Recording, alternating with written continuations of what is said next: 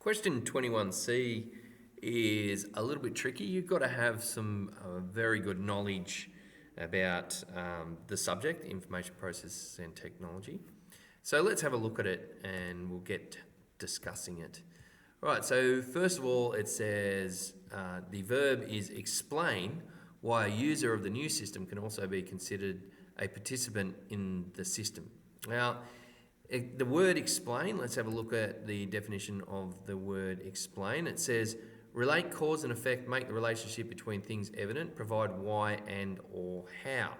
So what that means is that we have to decipher between or explain the difference between a user and a participant. Now, a user is pretty obvious.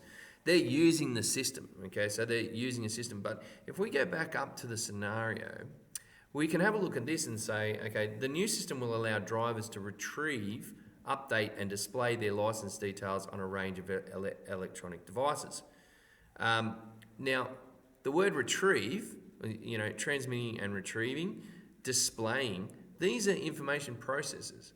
So the definition of a participant for information processes and technology is one who actually uses or creates data or uses the information processes by doing things like retrieving or displaying or collecting.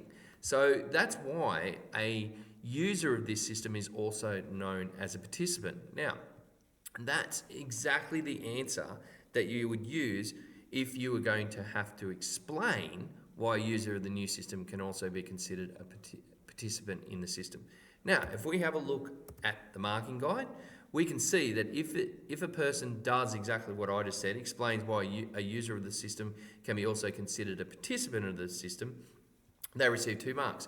However, if they identify a feature of a user or a participant, so if you said a user uses the system, that's identifying a feature of the user, you get 1 mark. Or if you identified a feature of a participant, which would be something like a participant can retrieve data, then of course you're identifying that. But if you explain the difference between the two, remember, it says relate cause and effect, make the relationships between things evident, provide why and or how, then you have explained that.